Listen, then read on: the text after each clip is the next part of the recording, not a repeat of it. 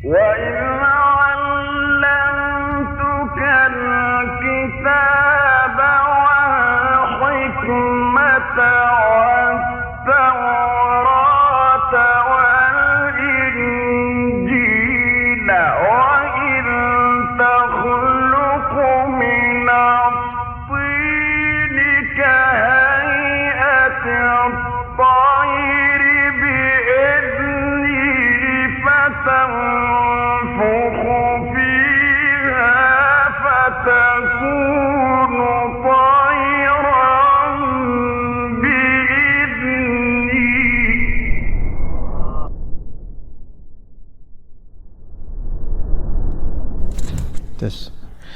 Bismillahirrahmanirrahim.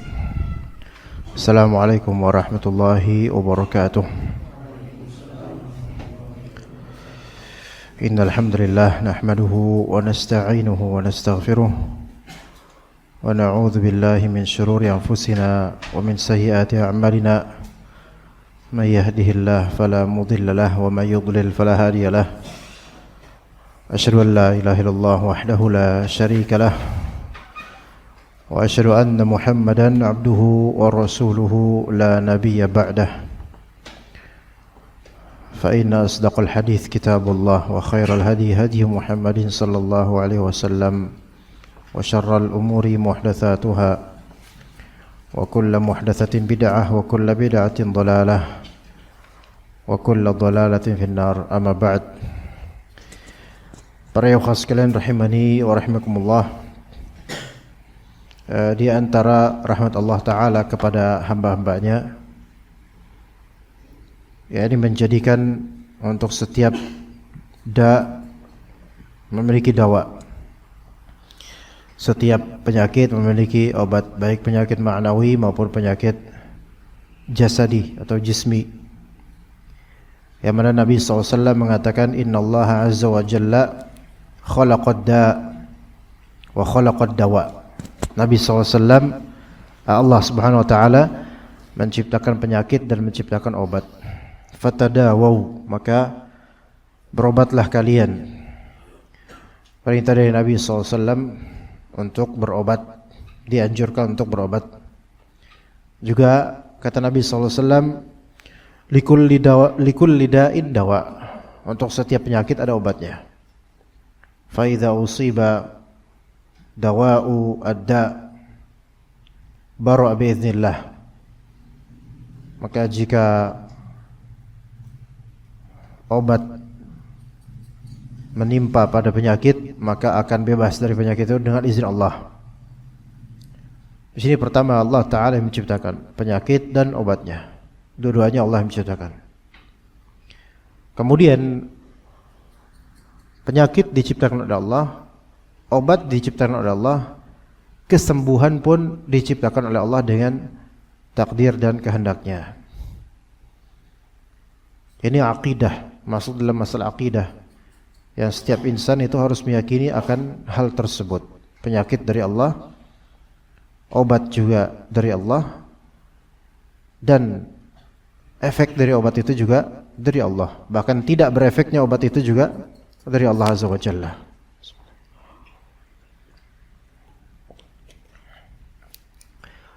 Penyakit ma'nawi yaitu kemaksiatan, kebid'ahan, kesyirikan, dan akhlak yang tercela. Dan semua dari itu ada obatnya. Maka syirik obatnya adalah tauhid, bid'ah obatnya adalah sunnah, maksiat obatnya adalah istighfar, taubat, beramal saleh, berbuat ihsan. Dan akhlak yang mulia obatnya adalah tazkiyatun nufus dan akhlak yang baik. Maka benar kata Nabi SAW, likulli da'in dawa, untuk setiap obat, setiap penyakit ada obatnya. Dan diantara penyakit ma'nawi yang Rasulullah Ta'ala sebutkan, yaitu al-ai atau al-jahl, kebodohan. Yang kata Nabi SAW, syifa'ul ai as-su'al, obatnya kebodohan adalah bertanya. Dan soal bertanya itu ada yang soal lafzi, dan soal fi'li. Ya, soal lafzi yaitu bertanya dengan lafal, dengan lisan atau tulisan, bertanya, istifham, istikhbar. Dan ada soal fi'li yaitu bertanya dengan perbuatan, seperti antum menuntut ilmu itu bertanya, meminta. Makanya istilah menuntut ilmu dalam bahasa Arab talabul ilm, meminta. Soal juga meminta, maka ini meminta. Ketika antum mencari ilmu, berarti antum sedang bertanya dengan perbuatan antum, yaitu datang ke majelis. Ini semua termasuk bertanya. Maka penyembuhnya kebodohan adalah ke majelis atau belajar, minta ilmu, cari ilmu. Ya, cari ilmu.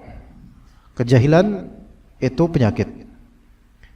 Ya, kata Nabi SAW, syifa'ul 'ayyi as-su'al. Al-'ayy yaitu kekurangan berupa kebodohan, ketidaktahuan.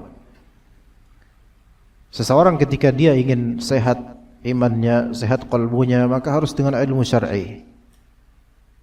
Dan jika dia tidak memiliki ilmu, maka berarti berpotensi terkena penyakit berikutnya dari kebodohan, hal-hal yang dia lakukan dari kesalahan dan dosa tanpa dia sadari bahwa itu adalah kesalahan atau dosa. Nah, kita berjalan dalam rangka yaitu menunaikan syifa'ul 'ayy, yaitu penyembuh kebodohan dengan cara menuntut ilmu. Dan kita memohon kepada Allah Azza wa Jalla semoga ilmu ini bermanfaat untuk anak pribadi dan juga antum semua, baik dari segi mengenal hadis, mengenal fiqihnya, atau kaidah-kaidah yang ada di dalamnya. Baik, kita mulai dari bab keempat dari kitab salat, yaitu bab sutrah, pembatas orang salat. Pembatas di sini sutrah. Sutrah yang dimaksud sutrah khusus, yaitu membatasi orang yang salat, sutratul musallin. Karena sutrah itu bisa juga yaitu tirai untuk membedakan laki dan perempuan. Ya, tapi bukan itu yang dimaksud, melainkan sutra ini pembatas untuk orang salat ketika dia salat. Baik, kita mulai dari hadis pertama ya ikhwan. Fadhil. Sallallahu ilaik. Bismillahirrahmanirrahim. Alhamdulillahi rabbil alamin. Wa sallallahu wasallama wa baraka ala abdihi wa rasulih nabiyina Muhammadin wa ala alihi wa sahbihi ajma'in. Allahumma ighfir lana wa li ustadina wa li jami'il muslimina wal muslimat. Qala al-Imam Ibnu Hajar al-Asqalani rahimahullah, faslun hukmul mururi baina yadayil musalli.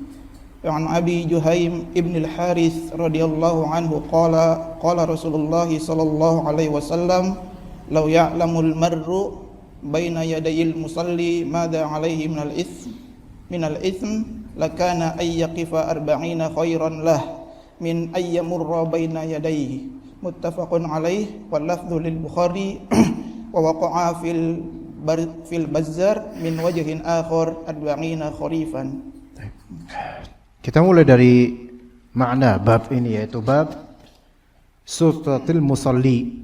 Sutra penutup. Sutra itu menutup secara bahasa. Namun secara fiqih, istilah ahli fiqih, maka sutra adalah apa yang ditegakkan oleh orang yang salat di depannya untuk mencegah lewatnya orang di depannya.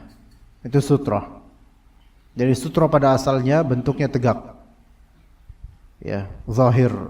Walaupun nanti akan ada hadis bolehnya menjadikan garis-garis sebagai sutra ketika tidak ada sutra yang tegak.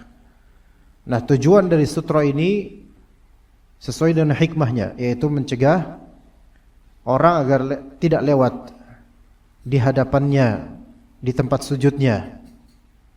Dan juga dengan adanya sutra di antara hikmah, yaitu memfokuskan seseorang yang salat. Jadi dia fokus, dengan adanya sutra dia berfokus. Fokus karena apa? Fokus karena lebih tenang jika orang tidak akan melewati depannya. Dan fokus dengan adanya titik yang di arah sujud atau arah kiblat, sehingga dia lebih bisa mengkonsentrasikan untuk menghadap ke atau melihat ke tempat sujud. Itu yang disunahkan.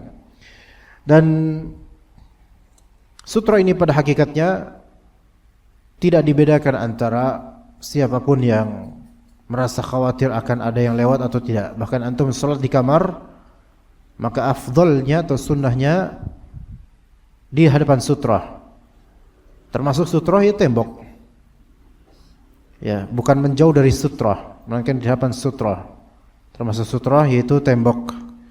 Disyariatkan dalam Islam. Baik yang sholat sendiri maupun yang berjamaah, baik sholat di masjid maupun sholat di rumah, baik yang qada maupun yang ada. Dan pensyariatan ini jumhur ulama mengatakan dianjurkan untuk bersutra. Beberapa ulama lebih condong ke mewajibkan sutra, walaupun pendapat yang lebih benar wallahu alam adalah dianjurkan, tidak sampai diwajibkan. Jadi semuanya dianjurkan untuk mengadakan sutrah kecuali satu, yaitu makmum. Makmum tidak dianjurkan dan tidak ada athar khusus untuk mengadakan sutrah. Untuk mengadakan sutrah tidak, melainkan imam.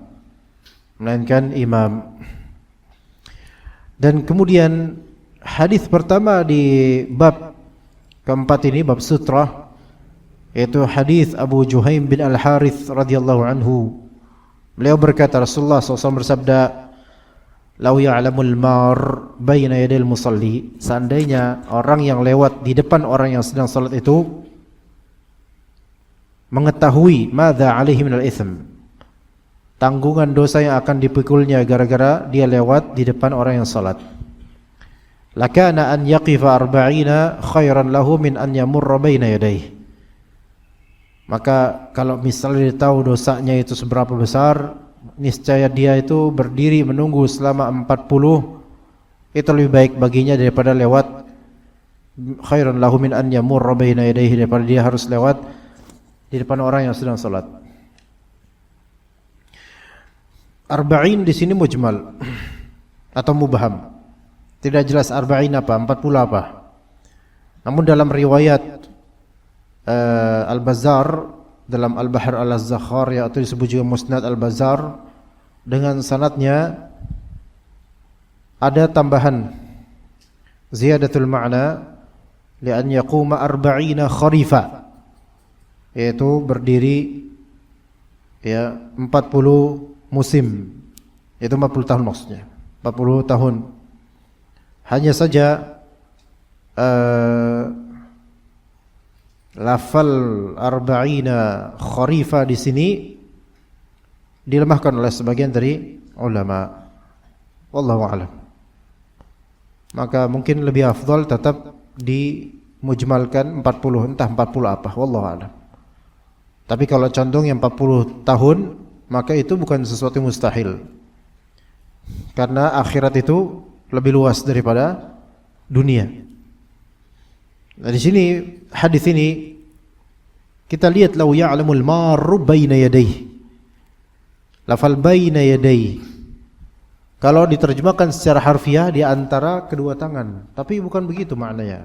Baina yadayhi artinya di hadapan, di depanmu, dengan ada kedekatan. Jadi bedanya amam dengan baina yadayhi, biasanya baina yadayhi itu ada sisi pendekatan, dekat.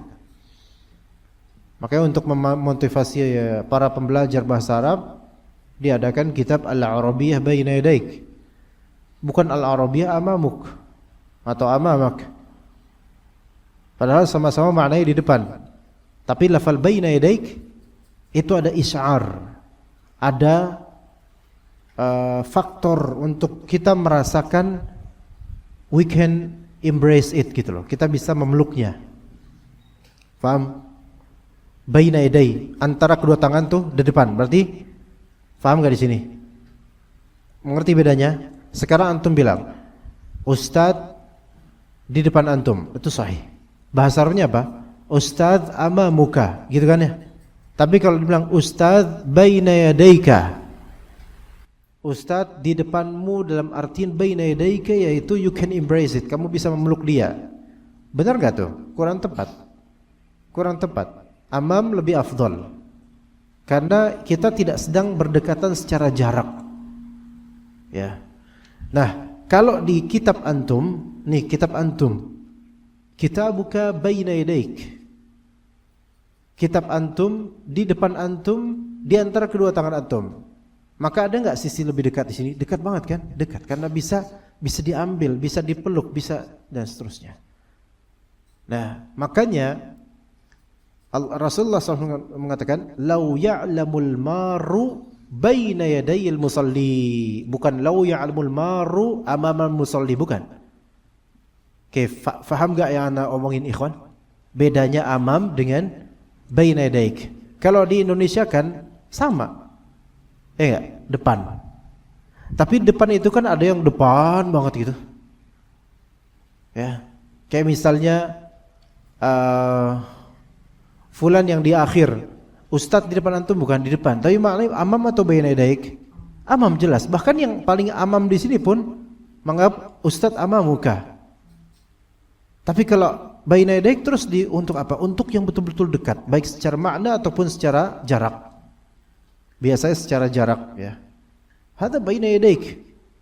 Kita buka baina yadaik. Buku antum di depan, di antara kedua tangan antum yang bisa antum ambil langsung.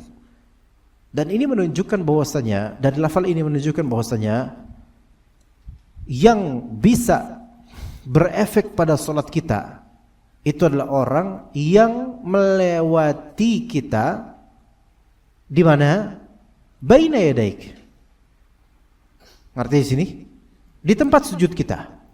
Adapun kalau dia lewatnya agak jauhan, 3 meter ke depan, itu enggak berpengaruh sama sekali pada salat kita dan kita tidak mencegahnya. Gitu ya. Kita udah naruh sutroh, plek gitu. Terus ada orang lewat, kita cegah.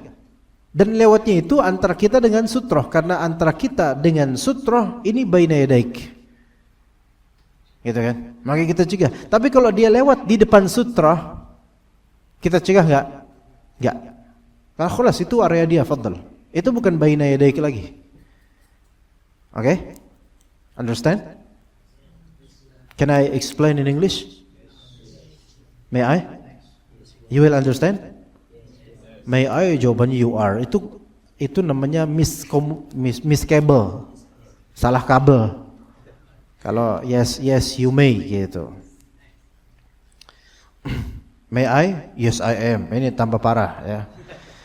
Nah, jadi baina yadayil musalli, di hadapan musallinya.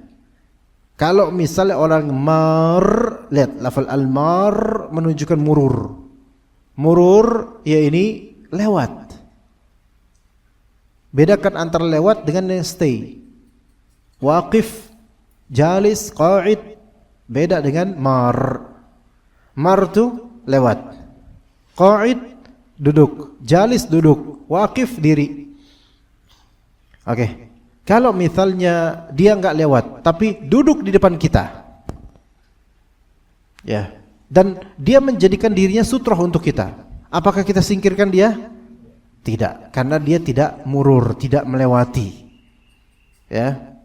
Jadi hukum ini hukum untuk orang yang melewati, bukan orang yang datang terus sholat di depan kita. Gitu. Cuman kalau sholatnya di tempat sujud kita ini agak risih juga. Mungkin kita mundur sedikit enggak apa-apa. Taib. Itu tadi al-murur.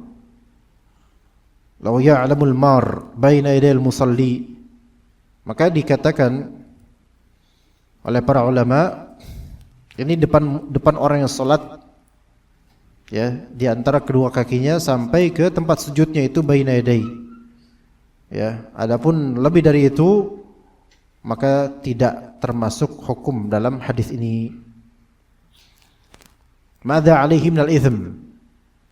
Seandainya orang yang lewat ini tahu dosa yang akan dipikulnya, gara-gara apa? Gara-gara melewati orang yang sedang salat.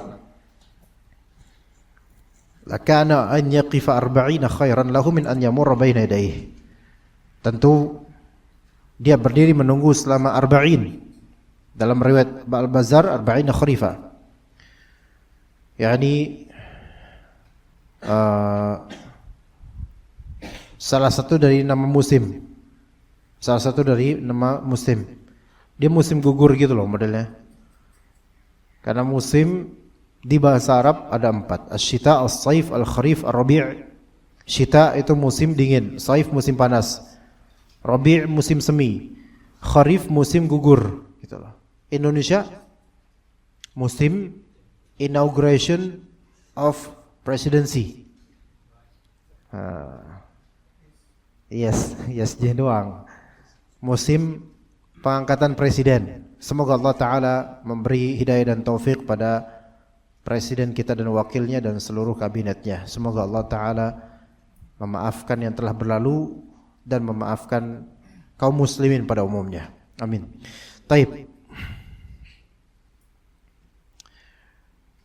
Di sini kenapa Rasulullah SAW mengatakan lakana an yaqifa arba'ina kharifa, 40 kharif, 40 kharif. Afwan, astagfirullah, enggak, kharif enggak disebut. Kenapa dalam riwayat Bukhari Muslim lakana an yaqifa arba'ina? Ya. Lihat di sini arba'in. Arba'in ini ditentukan jumlahnya 40. Tetapi jumlah apanya ini mubham, enggak disebut.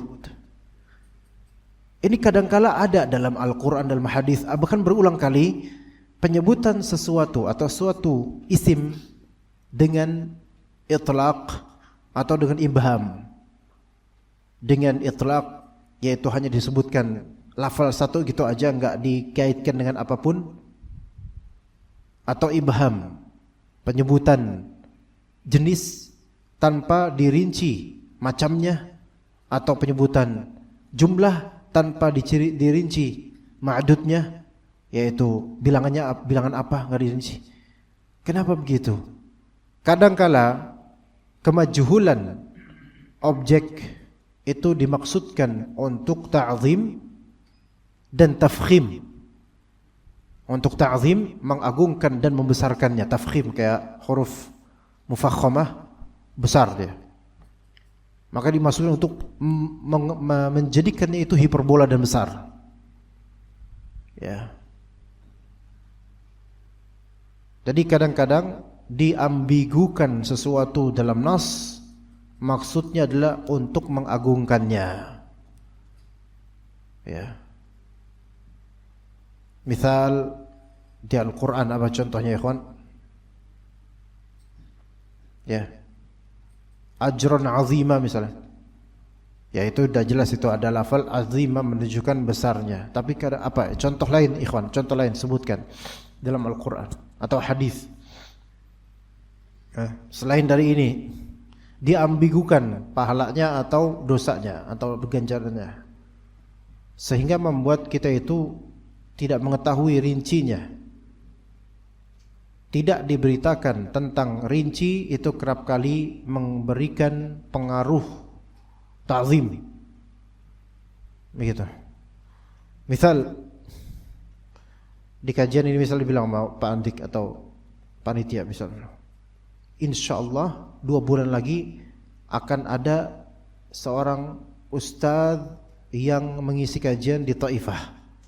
Tapi kalau Ustaz Hasan ada seorang ustadz, pasti di situ ada sisi penasaran dan menganggap seorang ustadz kayaknya besar ini gitu. Ya. Maka pengambiguan ini, pengibhaman ini ada maksud untuk apa? Untuk menta'zim dan mentafkhim. Ya. Dan itu lebih afdal dibandingkan kita pakai tafsiran dalam riwayat Al-Bazzar yang mana itu dipermasalahkan oleh sebagian ulama ahli hadis. Itu faedah kenapa arba'in saja Rasulullah sebutkan, tidak disebutkan arba'in apanya. Ya. Taib. Kemudian hadis ini menunjukkan haramnya melewati orang yang sedang sholat, dan itu termasuk dosa besar. Itu termasuk dosa besar. Kenapa? Karena ada ancaman. Ada ancaman, dan pun ancamannya itu tidak ringan. Ya. Walaupun sebagian dari ulama menyatakan itu makruh, tetapi dialihkan kemakruhan ini, yaitu kemakruhan karahatut tanzih, karahatut tahrim, yaitu kemakruhan dari segi haram. Taib. Sekarang, apakah melewati orang yang sholat haram seluruhnya secara mutlak atau gimana? Atau ada pengecualian?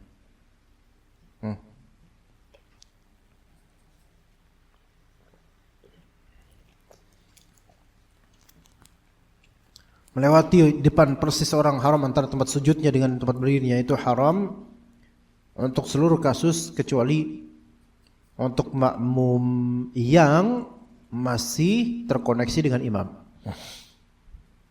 Untuk makmum yang masih terkoneksi dengan imam. Faham di sini, kawan? Ketika imam selesai sholat, terus makmumnya dimasbuk, apakah udah boleh, masih boleh untuk lewat di depannya? Boleh gak? Imam udah selesai, tapi salam gitu kan. Terus yang masbuk kan diri lagi nih. Masih boleh gak sholat lewatin orang yang masbuk ini depannya? Tidak boleh, karena hukum sudah berubah, statusnya mereka sholat munfarid, sholat sendiri. Maka hukumnya hukum orang sholat sendiri, bukan hukum sholat berjamaah lagi. Maksudnya hukum status ketika itu bukan sholat berjamaah, meskipun mereka dapat pahala berjamaah untuk rakaat-rakaat yang telah berlalu. Tapi sekarang statusnya sholat sendiri, tidak ikut siapa-siapa. Maka tetap tidak boleh, maka menjadi tidak boleh melewati di depannya. Adapun kalau mereka masih tersambung dengan imam, belum selesai sholat imam, mereka ikut sholat imam, maka boleh melewati di jalannya, di depannya jika ada hajat. Jika ada hajat. Adapun jika antum gak ada hajat, ya tetap ini tidak hormat namanya. Kaif, contoh, ya antum main lewat aja gitu. Ngeliat orang lagi sholat jamaah, lewatin lah. Untuk membuktikan bahwa ini boleh. Enggak, itu malah tidak berakhlak terhadap orang sholat. Bahkan khawatirnya masuk istihza. Dan masalah melewati orang sholat ini dijelaskan dalam beberapa kitab. Di antara kitab Al-Kabair karya Syekh Al-Hafidh Al-Zahabi, Syamsuddin Al-Zahabi rahimahullah. Ada di antara dosa-dosa besar al-murur baina yadayil musalli, melewati di hadapan orang yang salat, yaitu di antara sutra sama kakinya, atau di antara tempat sujudnya dia sama kakinya. Dan dijelaskan oleh Syekh Sulaiman Ar-Ruhaili rahimahullah di Masjid Quba. Di antara penjelasannya tentang al-murur baina yadayil musalli ini. Kalau misalnya yang lewat di hadapan antum yang sedang sholat ini adalah binatang, bahaim, kif, maka kata beliau rahimahullah, hafizahullah, kata para ulama bahwa dia diperbolehkan untuk maju sejenak dan menjadikan binatang yang lewat itu, jika tidak mampu dicegah, maka biarkan dia lewat di belakang antum. Faham gak ikhwan? Antum boleh maju. Dia ini binatang. Binatang ini apapun itu, baik kambing agak besaran ataupun kucing.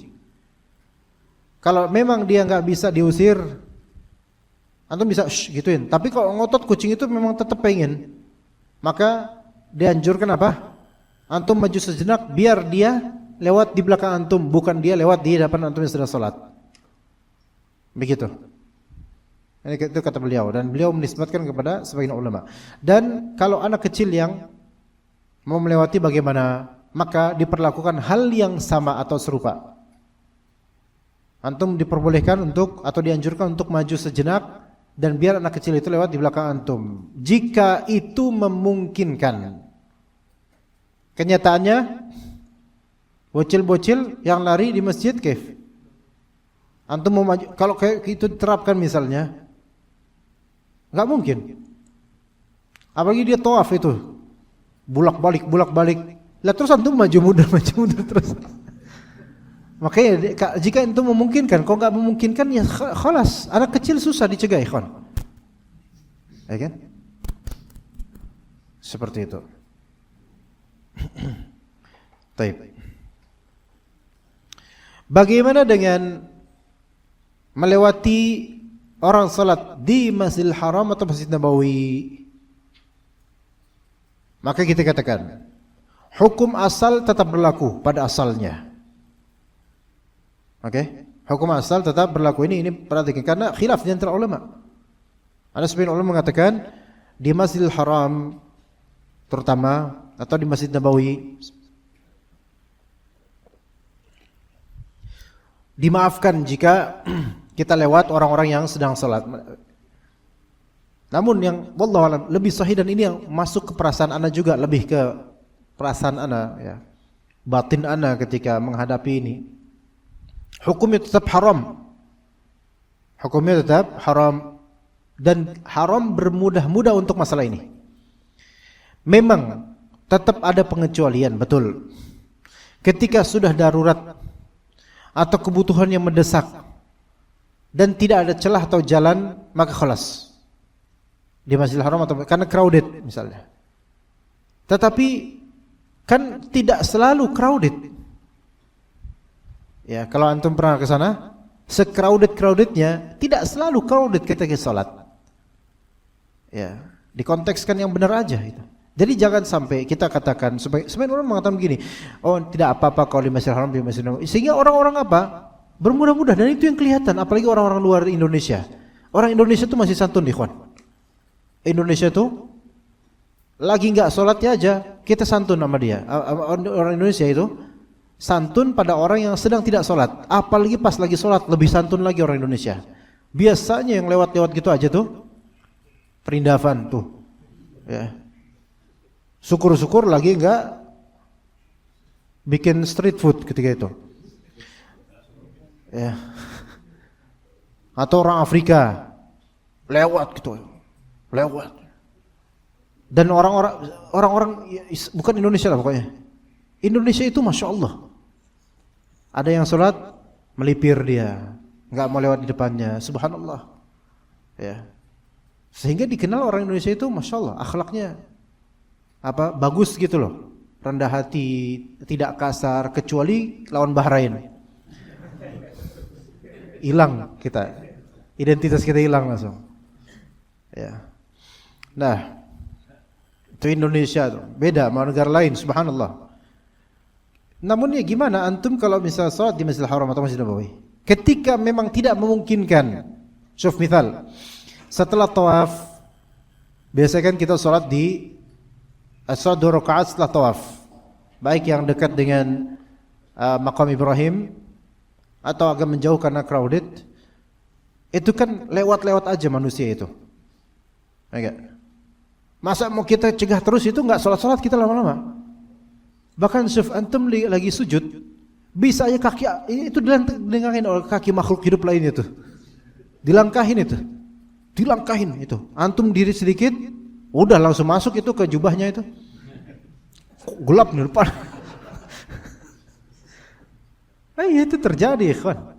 Subhanallah. Semoga Allah Ta'ala mudahkan kita ke tanah haram untuk umrah. Dan antum semua yang belum umrah, semoga Allah bekali dan mudahkan untuk umrah. Allahumma amin.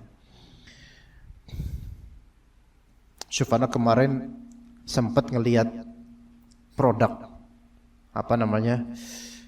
Samsung anda juga lupa itu namanya. Harganya pas anda lihat 19 juta.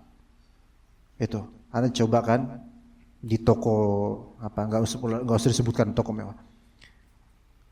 Ini kata istri Ana bagus kameranya itu. Track bisa ngeliat partikel kayu gini. Wah, selfie pakai ini. Ya. Uban anak kehitung. Masya Allah. Ini berarti bisa ngitung pahala ini, ya kan? Uban aja kehitung detailnya itu. Yang mana pakai mata biasa aja kita nggak bisa ngitung gitu loh. Nggak bisa kelihatan mungkin buram atau tapi pakai ini. Subhanallah. Subhanallah. Ya. Ya, taib ala kulli hal itu 19 juta harganya. Antum punya uang 19 juta. Kira-kira buat beli HP Samsung itu atau buat umroh? Umroh. Umroh enggak ada 19 juta, ikhwan. Nah, sekarang enggak ada. Ana aja paket ana 27 juta atau 30 juta. Ana ada paket akhir November, kalau antum bisa mau umroh daftar ke ana bisa. Iya. Dan ana tanya ke akh itu, orang itu, ini kok akh itu, ya ikhwan itulah. Yang beli ini rata-rata orang kaya ya Pak? Orang berada ya? Ya enggak mesti Pak katanya. Justru rata-rata itu kredit, malah hampir enggak ada yang cash. Ya begitulah zaman sekarang ya. Demi ngitung uban harus kredit gitu ya, subhanallah. Taib. Jadi kalau di Masjidil Haram, Masjidil Nabawi, hukum pada asalnya sama, kecuali memang darurat dan udah tidak bisa dicegah, maka kholas, dibolehkan untuk melewati orang-orang yang sedang sholat. Taib. Kita lanjut ke berikutnya, fadhal. Qala rahimahullah wa an Aisyah radhiyallahu anha qalat su'ila Rasulullah sallallahu alaihi wasallam fi ghazwati Tabuk an sutratil musalli faqala mithlu mu'khiratir rahl, akhrajahu Muslim. Hadis kedua ini tentang Aisyah, dari Aisyah radhiyallahu anha, beliau berkata, su'ila Rasulullah SAW fi ghazwati Tabuk an sutratil musalli. Nabi SAW pada perang Tabuk ditanya tentang sutrohnya orang salat. Subhanallah, dalam masa peperangan bertanya kepada ahli ilmu ya tentang hukum ini hukum itu dan bagaimana ini bagaimana itu. Maka kata Nabi SAW, mithlu mu'khiratir rahl. Maka sutra itu normalnya yaitu seperti sandaran pelana. Itu sudah cukup. Itu sudah cukup. Seperti 2/3 zira'. Sekitar itu ya. Ya, 1 zira' kan 1 hasta gini. Segini juga cukup sebenarnya. Ya enggak? Bisa muakhirah, bisa muakhirah. Bisa muakhirah, bisa muakhirah. Ya, segini 2/3 ya. Ya enggak? 2/3 itu berapa persen ya, kawan? 75 bukan? Apa berapa? Kalau dipersenin berapa kira-kira 2/3 itu? 60? 70-an ya? Atau sekitar itulah, ya segini, 1 hasta zira'. Ya. Aqua nanggung ya segitulah, ya sekitar itu udah cukup. Ya. Kayak ini sutra segitu udah cukup. Tapi ini ala sabili takrib, yaitu kisaran aja. Maksudnya apa yang membuat orang tuh bisa mengetahui dan maklumi antum sedang sholat gitu loh. Ada tanda di depannya gitu loh, berupa benda yang tingginya segitu, 2/3 atau sehasta atau semisal itu ya. Adapun kalau misalnya nggak ada benda, antum boleh nyari tembok. Nggak ada tembok, antum nyari tiang. Ya, atau apa benda, enggak ada tiang, enggak ada apa, antum nyari orang boleh enggak? Boleh. Salat di belakang orang itu dengan syarat orang itu tidak membelakangi kiblat. Iyalah. Salat di belakang orang itu dengan syarat orang itu tidak membelakangi kiblat. Kalau orang itu membelakangi kiblat, antum salat di belakangnya berarti antum berlawanan dengan kiblat. Tapi kalau antum menghadap kiblat, antum salat di depannya, ini makruh. Makruh. Ya, makruh. Contoh, imam kan setelah salam zikir ya, itu kan putar ke belakang, yaitu menghadap ke makmum. Makmum yang ada di depan, persis di belakang imam tadinya, pas mau sholat sunnah, imamnya masih menghadap dia. Faham gak di sini, kawan? Ini makruh. Karena apa? Karena ada tasyabuh dan penyerupaan terhadap penyembahan langsung gitu kepada manusia, walaupun tidak bermaksud begitu. Nanti ketika sujud, itu batoknya kan menghadap ke kakinya makmum, kaki imam. Ya kan? Sujud imam di depannya langsung. Itu tinggal diginiin sama imam tuh. Lulus-lulus. Diginiin aja pala ini biar enggak lama sujudnya. Maka makruh jika tidak ada niatan penyembahan atau pengagungan. Jika ada niatan penyembahan atau pengagungan, maka haram jelas ini dan bahkan dikhawatirkan syirik. Ya begitu. Jadi menjadikan sutra minimal 2/3 hasta atau semisal itu. Nanti akan ada hadis pada waktunya. Yaitu apa tadi hadisnya? Rasulullah SAW menjadikan sutra berupa apa? Garis. Berupa garis. Ya. Taib. Fadhal lanjut. Qala rahimahullah wa an Sabra ibni Ma'badin al-Juhanni radhiyallahu anhu qala Rasulullah sallallahu alaihi wasallam liyastatir ahadukum fi salatihi walau bisahmin. Kaif bacanya gimana tadi yastatir? Liyastatir ahadukum fi salatihi walau bisahmin. Akhrajahu al-Hakim. Liyastatir. Di sini disukun Ustaz.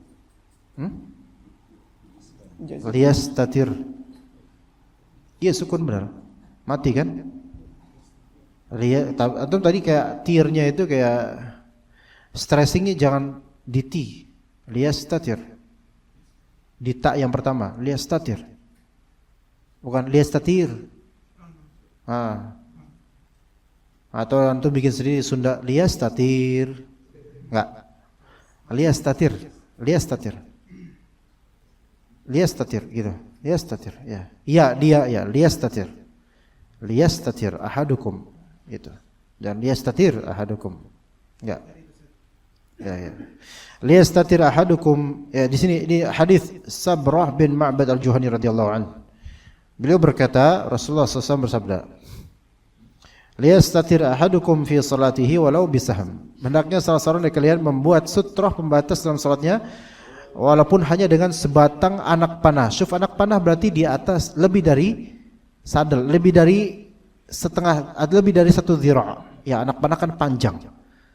Di hadis ini lebih ke size, bukan ke panjang pendeknya, tapi ke ukurannya. Walaupun dengan ukuran anak panah yang kurus seperti itu, yang tipis. Ya, ini perintah dari Nabi SAW. Makanya liyastatir ahadukum. Ini kan fi'il amr dengan lamul amr. Buktinya ada jazm di akhirannya, liyastatir. Liyastatir. Nah, di sini menunjukkan perintah. Makanya sebagian ulama mengatakan ini wajib sutrah. Walaupun yang lebih sahih wallahu a'lam adalah tidak wajib. Walau bisahm, walaupun dengan busur panah atau dengan anak panah, maka lakukanlah seperti itu.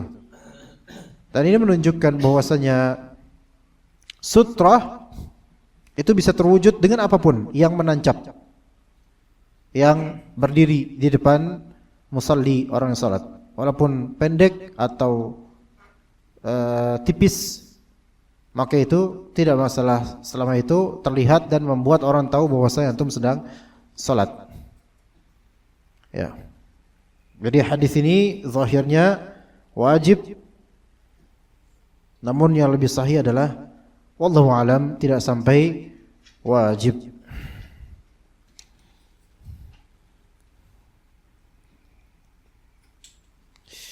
Ya, ini tidak wajib. Ana yang lebih condong kepada yang tidak wajib. Ya. Namun tentu maksud dari ulama yang mengatakan ini wajib karena bagi mereka dalil-dalil pengewajiban ini sangat jelas. Itu pertama. Kedua, maslahat yang besar untuk orang yang salat. Itu yang kedua. Wallahu a'lam. Ya, lanjut, fadhal. Berikutnya. Sebentar. Syuai. Udah hadis berapa Putra sekarang? Udah selesai, Pak. 4 hadis. Enggak, nambah lagi aja sampai ini ada 3 nambah hadis, terus. Hah? Di fasal ini ada 3 hadis. Fadhal. An Abi Dzar radhiyallahu anhu. An Abi Dzar radhiyallahu anhu qala Rasulullah sallallahu alaihi wasallam yaqta'u salatal mar'il muslim idza lam yakun baina yadayhi mithlu mu'khiratir rahl al-mar'atu wal himaru wal kalb al-aswad al-hadits wa fihi al-kalbu wal aswad syaitanun akhrajahu Muslim wa lahu an Abi Hurairah radhiyallahu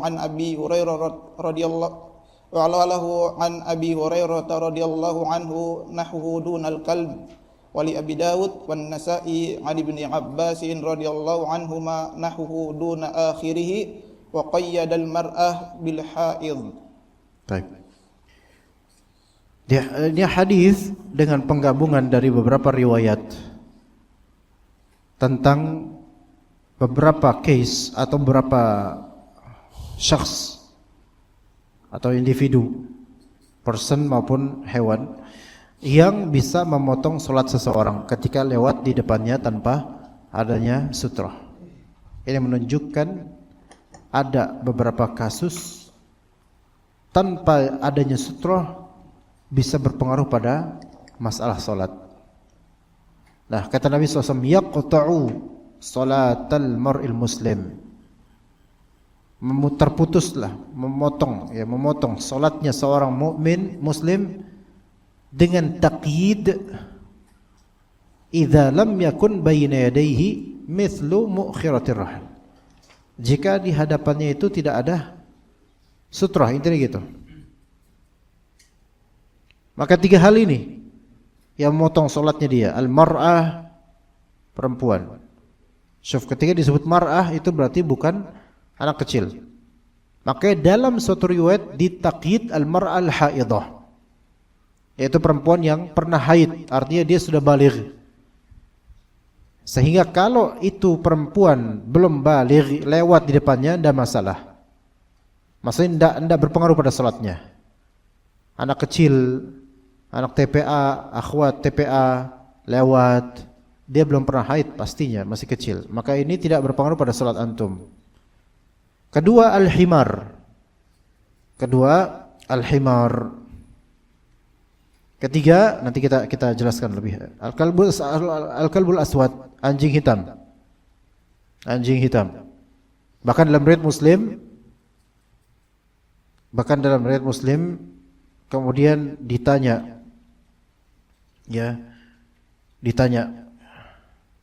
yaitu Abdullah bin As-Samit bertanya kepada Abu Dzar, ya Abu Dzar, ma balul kalbil aswadi minal kalbil ahmar minal kalbil asfar, apa bedanya anjing hitam dengan anjing merah dan anjing kuning?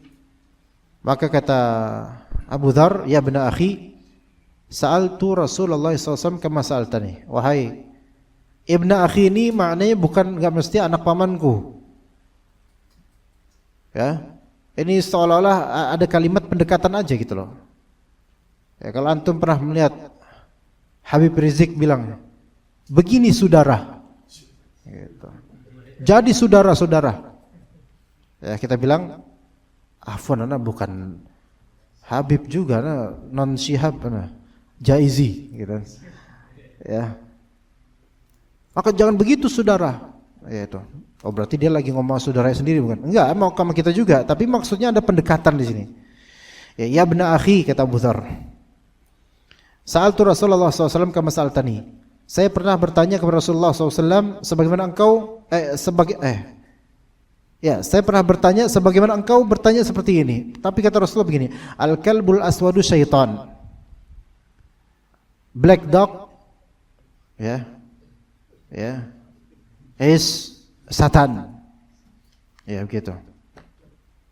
Anjing hitam itu syaitan. Itu kata Nabi sallallahu alaihi wasallam. Tapi jadilah tiga. Pertama, perempuan baligh. Kedua, keledai. Ketiga, anjing. Dan di hadis ini dikhususkan apa? Anjing hitam.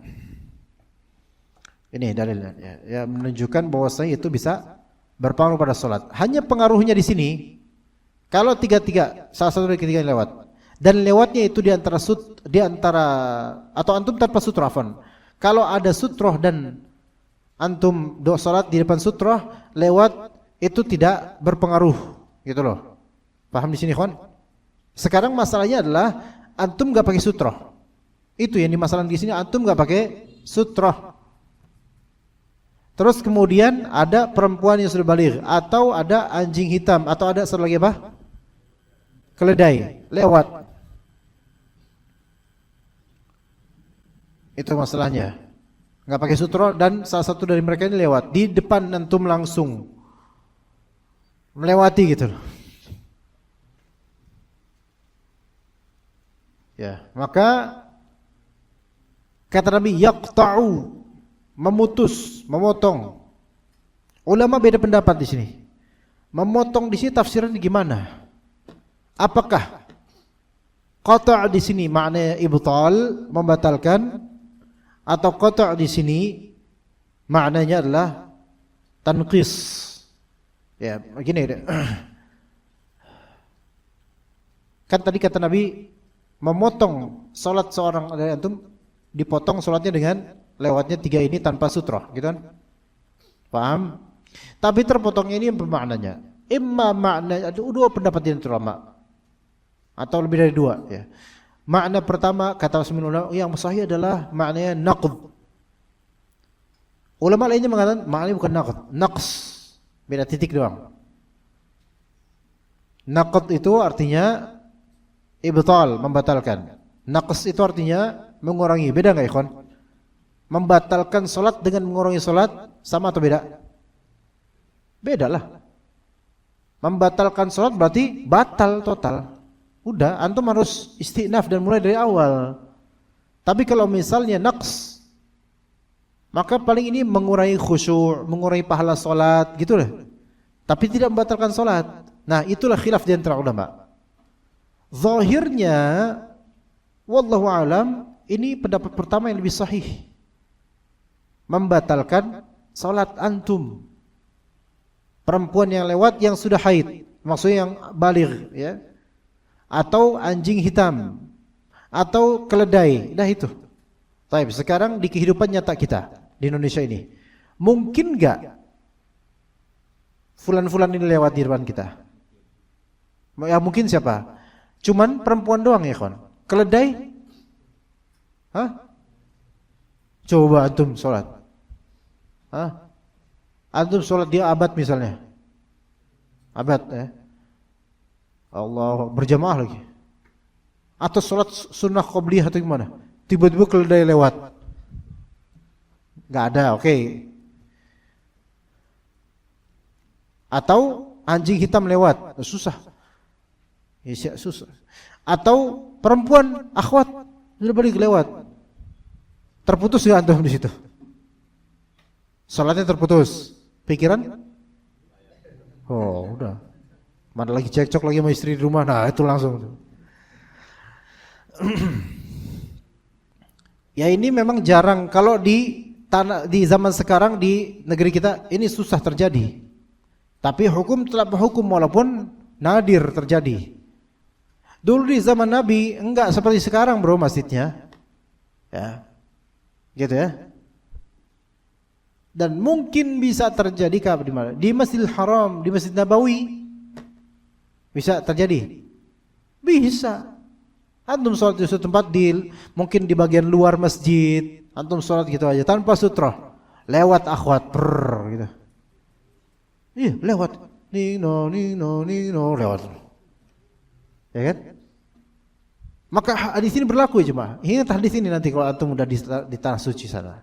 Ingat hadis ini. Lewat gitu aja. Nah. Dan anjing yang dimaksud di hadis ini, anjing yang khusus warnanya al-kalb al-aswad, anjing hitam. Zahirnya wallahu alam ini hitamnya hitam murni gitu loh. Ya. Hitam murni. Yaitu al-aswad al-bahim, maksudnya hitam murni seperti yang dikatakan oleh Ibnu Qudamah dalam Al-Mughni. Hitam murni. Adapun adapun anjing yang selain warna hitam atau bercampur warna hitam dengan yang lainnya, maka Wallahu alam, ini tidak membatalkan. Oke? Taib. Kata Nabi, kata Abu Dzar, Nabi SAW mengatakan al-kalbul aswad syaitan. Anjing hitam itu syaitan. Ulama mengenai ini ada dua pandangan biar berbeda. Apakah maksud dari al-kalbul aswad syaitan ini jin atau sifat? Ya, nanti antum ditanya sama orang-orang awam ya, kawan. Pak Aga, ya. Sebelum saya nanya intinya, selamat ya kemarin MU menang gitu. Oh ya, ya. Alhamdulillah akhirnya puasa batal ya, iya. Akhirnya menang gitu, masya Allah. Anda kalau ingat beliau tuh selalu ingat ke sana, masya Allah. Dan kalau Anda ngeliat MU selalu ingat Pak Agah, masya Allah. Tapi kemudian kira-kira nih, kalau misalnya anjing hitam kan kata Rasulullah itu kan syaitan, emang benar? Jawaban antum gimana, Mas Bro? Jangan kopi hitam doang antum bisa, anjing hitam harus antum tahu. Gimana jawaban antum? Apa? Anjing hitam itu syaitan. Gimana jawaban antum? Iya benar. Ya udah. Oh gitu ya Pak Aga, ya udah. Enggak, maksudnya di sini apa benar itu setan jin gitu? Menurut antum gimana? Sepengalaman antum dengan yang hitam-hitam lah, gimana? Itu setan bukan? Nah gitu, setan. Nah. Karena yang tahu setan itu setan merah. Ya, setan. Gini, ulama pertama bilang itu setan beneran. Ulama kedua bilang itu setan sifat, bukan jin. Ulama yang mengatakan itu setan beneran, maksudnya jin maksudnya, berarti kan ini kan aslinya nih jin, tapi menampakkan jadi anjing hitam gitu loh. Kita menyerupai anjing hitam. Nah, berarti dia lewat nih jin gitu loh. Mafhum dari pemahaman ini adalah turunannya nanti di lapangan adalah ya kalau misalnya ngeliat anjing hitam yaitu jin. Ngerti nggak di sini, kawan? Antum ngeliat tetangga atau orang di komplek mana Kristen gitu punya anjing hitam. Pak, maaf Pak, ini jin Pak. Enggak lah, orang ini saya beli, kata orangnya. Saya beli dari sama kandangnya saya beli. Enggak Pak, ini jin Pak. Kata Rasulullah SAW, al-kalbul aswadu syaiton. Dipercaya gak sama dia? Makin kesel dia. Kamu udah ngatain anjing saya jin, pakai nama Rasul kamu lagi, ini gituin. Antum bilang, ini kata para ulama, mereka memahami begini-begini sebenarnya di kajian Bulughul Maram. Ketika orang Kristen makin pusing gak tuh dengar itu? Memang ada ulama, sebagian ulama mengatakan ini sih syaitan. Sampai ada Syekh Albani, yang Pak Syekh Albani pemahamannya seperti ini. Itu mengatakan, ada yang berfatwa, ada yang minta fatwa dulu. Ya Syekh, saya melihat kucing hitam mengerikan, apakah dia syaitan? Maksudnya jin gitu. Maka kata Syekh Albani, la, yang hitam dari binatang syaitan itu cuman anjing saja. Tapi ini pemahaman yang sangat zahiri sekali gitu loh, tekstual banget gitu. Dan mengeksklusifkan bahwasanya binatang yang bisa diserupai oleh jin dengan warna hitam hanya anjing saja gitu loh. Nah, pemahaman kedua dari ulama bahwasanya al-kalbul aswad syaitan sifat. Syaitan sifat dan ini yang lebih sahih. Anda lihat ini yang lebih sahih, wallahu a'lam. Kenapa begitu? Al-Qurtubi dalam tafsirnya menyebutkan bahwasanya dari kalangan Arab sejak zaman dahulu sebelum Nabi SAW bahkan itu sudah memiliki perbendaharaan kata syaitan dalam bahasa mereka. Dan secara hakikat lughawiyah Syaitan itu dimutlakkan pada jin, manusia, dan binatang juga. Iya, binatang juga disifati syaitan. Kalau jin, maka itu jelas disifati syaitan, apalagi setelah turun wahyu, maka ayat dan hadis banyak menyebutkan syaitan dari kalangan jin. Itu jelas tuh. Ya. Syaitan dari kalangan manusia di Al-Qur'an juga ada. Musuh-musuh para nabi itu syaitan dari kalangan jin dan manusia. Dari hadis Aisyah juga begitu. Ya, Aisyah bertanya, "Ya Rasulullah, apakah manusia juga ada syaitannya?" Ya. Syaitan dari kalangan manusia juga ada. Di hadis Abu Dzar, di hadis Abu Dzar Al-Ghifari. Syaitan dari kalangan manusia. Nah, syaitan dari pihak binatang itu juga ada. Yang mana semua binatang yang mutamarrid, buruk, dan juga biasa warna hitam, maka itu disebut syaitan oleh orang-orang Arab zaman dulu. Semua binatang yang mutamarrid itu yang lasak gitu loh, apa ya? Lasak, kalau lasak ya ikhwan. Kau main bola tuh, lasak banget sih lu mainnya gitu, lasak. Rusuh, rusuh banget sih lu gitu. Lasak gitu loh. Kasar, nggak berakhlak, nggak ada akhlak. Nah itu biasanya binatang yang warna hitam, gitu.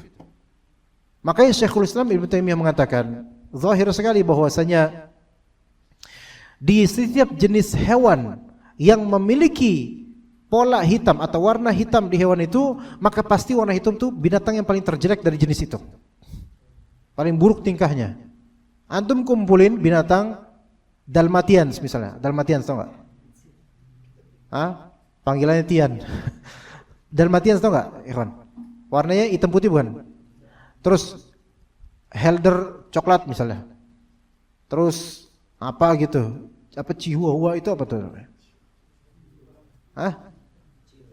Cihui gitu. spontan uhui. Terus yang lain ini. Nah, Scooby-Doo. Lihat Scooby-Doo coklat ramah. Iya. Dan seterusnya lah anjing. Satu aja ada yang hitam. Pasti antum kesel sama tuh anjing hitam tuh. Songong. Terus itu sombong dia, takabur dengan kehitaman. Terus nyalaknya paling gak enak, paling beringas, paling suka gigit, paling gak enak dipandang. Ya. Semua anjing gak enak dipandang, gak ada yang anjing enak, gak ada. Kecuali bagi orang Nasrani. Kita bilang ke anjing hitam, udah anjing hitam lagi, gitu kan? Gak enak dilihat dan paling buas. Kemudian binatang lain yang warna hitam dibandingkan selain warna hitam, mesti yang warna hitam itu lebih gak enak, lebih tingkahnya lebih gak baik, gelap gitu. Ayam cemani, iya. Yang jawab ayam cemani siapa? Antum, masya Allah. Antum tahu ayam cemani? Pernah main ayam cemani antum? Pernah ikut pesugihan antum? Ya ayam cemani itu kan kesannya kan buruk gitu loh. Syaitan enggak? Syaitan dari segi sifat. Iya. Tikus, burung gagak hitam. Oh yang hitam-hitam itu. Iya. Itu hewan. Kalau manusia yang hitam, itu enggak, karena Bilal bin Rabah kulit hitam enggak disetan-setanin. Tapi kalau misalnya hewan, iya hitam-hitam. Kalau jengking, sampai dalam sholat aja dia diperintahkan untuk membunuh hayyah dan aqrab, yaitu kalajengking dan ular, karena rata-rata berwarna hitam ketika itu di padang pasir itu. Karena buruk, tauhid buruk, wahsy. Dan juga kata Syekhul Islam Ibnu Taimiyah memiliki tingkah yang berbeda dengan binatang sejenis dengan warna yang lain. Maka disifatilah oleh orang Arab ini syaitan dari segi sifat, ba'id, jauh dari kebaikan. Maka wallahu alam illatnya lewatnya ini berarti karena anjing hitam itu ada tingkah yang lebih buruk daripada anjing lainnya.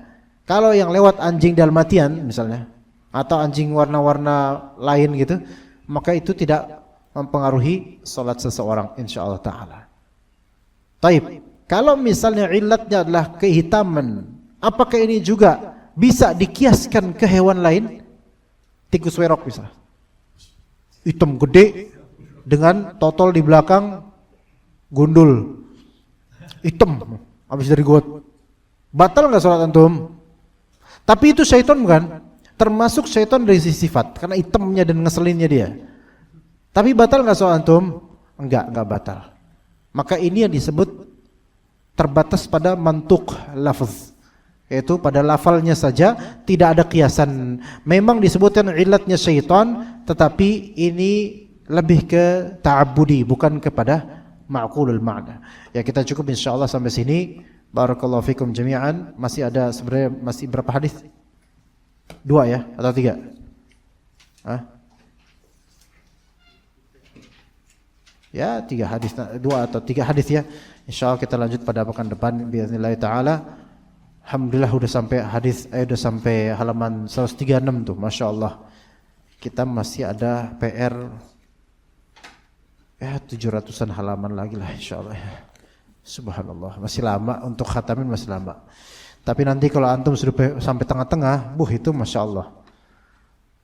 Senangnya gitu loh. Masyaallah ternyata bisa sejauh ini. Jarang kajian kita fikih di mana-mana, jarang istiqomah. Karena biasa sampai sholat nyerah dah, zakat ganti kitab gitu. Tapi mudah-mudahan kita akan terus istiqomah insyaallah taala. Barakallahu fikum jami'an wa sallallahu ala nabiyina Muhammad wa ala alihi wa sahbihi ajma'in. Subhanakallahumma bihamdika asyhadu an la ilaha illa anta astaghfiruka wa atubu ilaik. Assalamualaikum warahmatullahi wabarakatuh.